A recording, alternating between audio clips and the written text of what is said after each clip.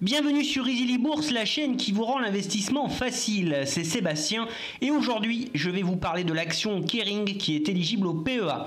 Ensemble, nous aborderons son histoire, ses activités et ses fondamentaux. Et en conclusion, nous nous demanderons s'il est judicieux ou non d'investir dans la société Kering. Avant de commencer, n'oubliez pas de vous abonner à la chaîne et de regarder notre playlist analyse d'actions où vous pouvez retrouver les toutes dernières analyses de nos actions en version longue et courte. Par la même occasion, je tiens toutefois à vous rappeler que je ne suis pas conseiller financier et que tout ce qui est dans cette vidéo n'est issu que de ma propre réflexion que je partage simplement avec vous dans un but d'échange. Commençons par la présentation de l'entreprise Kering. Kering SA a été fondée en 1963 et elle est basée à Paris, en France. La société était anciennement connue sous le nom de PPR SA et a changé son nom en Kering SA en juin 2013. Depuis sa création en 1963 par François Pinault, actuel PDG du groupe, Kering n'a cessé de changer ses activités. Dans un premier temps, expert des métiers du bois et de la construction, le groupe se spécialise dans la distribution en 1990. La prise de participation en 1999 dans le groupe Gucci marque un pivot stratégique dans la constitution du groupe, dont l'ambition devient la création d'un grand groupe de luxe multimarque. En 2018, le groupe abandonne toutes ses autres activités avec notamment les cessions du Printemps en 2006, de Conforama en 2011 et de la Redoute en 2014. Puis il renforce son portefeuille de marques de luxe avec sa prise de participation dans la manufacture horlogère Girard Perregaux en 2008, l'acquisition du tailleur italien Brioni en 2012, l'acquisition du joaillier chinois Qilin en 2013 ou de Pomellato en 2013. Le groupe Kering propose une approche multimarque et une autonomie créative de ses maisons qui développent leur univers propre sur de nombreux segments du luxe tels que la mode, la maroquinerie, la joaillerie et l'horlogerie. Pour notamment assurer au mieux ses activités mutualisées, Kering réalise des acquisitions en amont de la chaîne de valeur, comme des entreprises de tannerie, pour sécuriser son approvisionnement. Kering est l'heureux propriétaire de marques de luxe mondialement connues et emblématiques dans la mode, la maroquinerie, la joaillerie et l'horlogerie.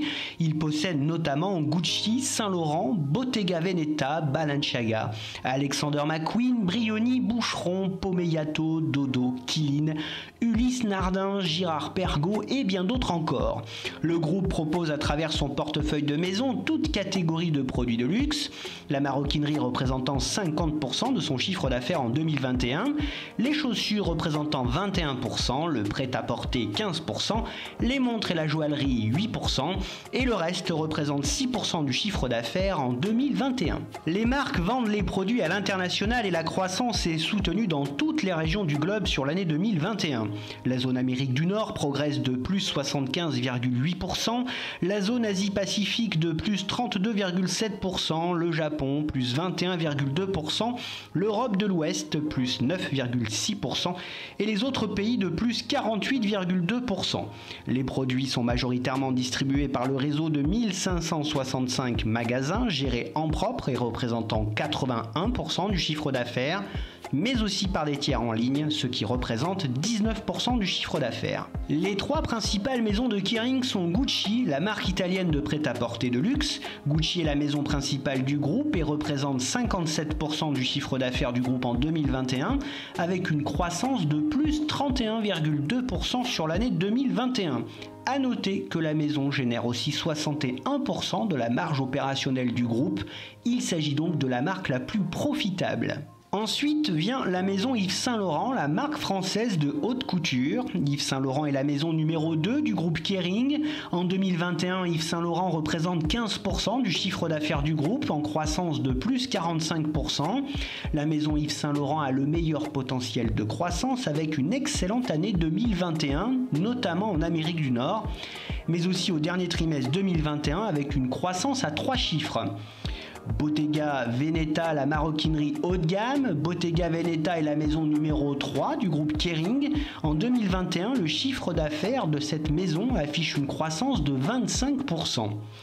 A noter qu'il est probable que Kering cherche à continuer son extension grâce aux fusions-acquisitions auxquelles le groupe a recours fréquemment pour alimenter sa croissance. Voyons maintenant ensemble les fondamentaux de l'entreprise Kering. Kering connaît une forte croissance et tous les voyants sont au vert pour le moment avec même des résultats affolants en période de crise. Toutefois, le cours de bourse de Kering a chuté de plus de 43% depuis son plus haut atteint en août 2021. Le cours de l'action Kering a en effet subi de nombreuses turbulences à la suite de craintes du ralentissement de la croissance en Chine, le premier marché du groupe. Après une période de hausse entre le mois de mai et d'août 2022, le cours chute de nouveau et se trouve pour le moment dans un range entre 400 et 500 € dans un contexte inflationniste résistant. Son résultat d'exploitation affiche de belles et fortes augmentations et continue de croître. Les perspectives de croissance du résultat d'exploitation pour les années 2023 et 2024 sont excellentes. Attendons de voir tout de même s'il se maintient en période de crise. Le chiffre d'affaires se porte lui aussi très bien et affiche une hausse constante depuis plus de 10 ans. Sa hausse devrait tout de même ralentir au cours du prochain exercice.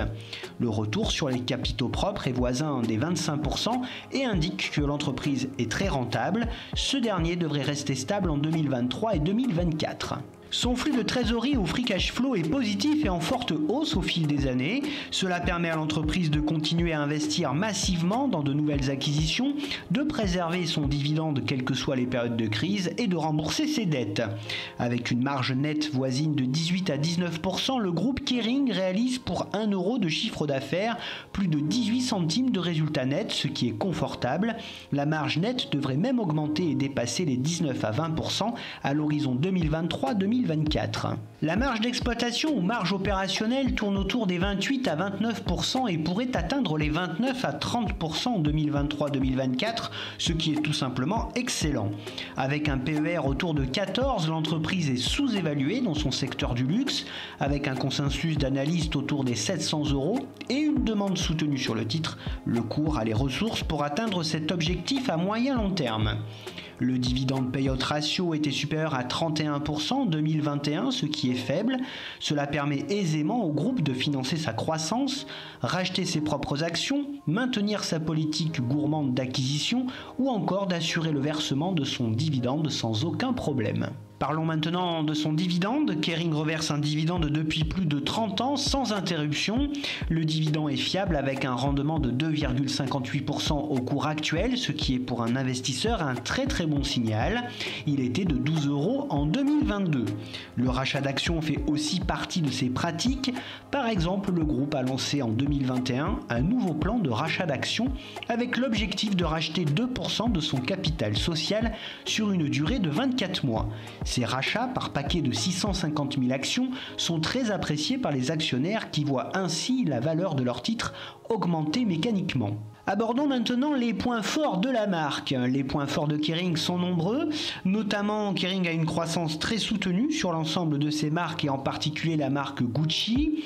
Il possède un business model bien rodé qui laisse une grande autonomie créatrice à ses marques, une rationalisation des coûts de distribution, mais aussi une forte capacité de croissance par un nombre élevé d'acquisitions. Mais avant tout, Kering est un des leaders mondiaux dans la mode et les accessoires avec deux grandes divisions, la division luxe pour 70% de ses ventes et la division sport et lifestyle. Les points faibles du groupe sont au nombre de 4. Malheureusement, Kering est aussi confronté à sa forte dépendance à Gucci qui fragilise la solidité financière du groupe en cas de mauvais résultats, à une forte concurrence dans le secteur du luxe avec des groupes comme LVMH et Hermès, à un marché asiatique en berne en ce moment, mais aussi à la montée en puissance des ventes digitales. Voici maintenant mon opinion. Kering est un acteur majeur sur un marché mondial en forte croissance. La société bénéficie de fondamentaux très solides et d'un portefeuille équilibré de marques complémentaires à fort potentiel. Certes, la crise du Covid et les perturbations économiques qui en découlent ont eu des conséquences majeures sur les tendances de consommation, les flux touristiques et la croissance économique mondiale, mais le marché du luxe connaît un rebond significatif. Ce secteur de niche est porté par l'appétit des consommateurs pour les produits haut de gamme. Kering est parfaitement positionné pour bénéficier de cette embellie et a donc un bon potentiel de croissance à moyen et long terme. Personnellement, je n'ai pas encore investi sur le titre Kering. La baisse du titre depuis plusieurs mois me permet d'espérer un cours au voisinage des 400 à 410 € pour pouvoir y rentrer. Pari risqué car il n'est pas sûr que l'action revoie ce cours de sitôt. Donc pour ceux qui ne sont pas encore rentrés sur le titre, un cours entre 390 et 400 € serait un excellent point d'entrée sur une action à forte croissance dans un portefeuille diversifié. Selon mes critères, sur un investissement moyen-long terme, son aversion au risque est de 1 sur 5 seulement et sa note globale de 4 sur 5. Ceci représente uniquement mon point de vue et en aucun cas un conseil d'investissement. Le but est de susciter chez vous de l'intérêt à partir de l'analyse de cette action et des rapports financiers de cette compagnie. C'est ainsi que se termine cette vidéo sur mon analyse de la société Kering. Vous savez maintenant tout ce qu'il y a à savoir pour investir sur l'action Kering. Vous retrouverez en commentaire les liens vers les courtiers que j'utilise et qui offrent en ce moment de belles opportunités pour toute inscription. Je vous remercie pour votre soutien. Si le contenu vous a plu, n'hésitez pas, si cela n'est pas encore fait, à vous abonner à la chaîne, à actionner la petite cloche pour vous tenir au courant et à liker la vidéo. Je vous dis à bientôt pour une prochaine vidéo et n'oubliez pas, investir doit toujours rester un plaisir.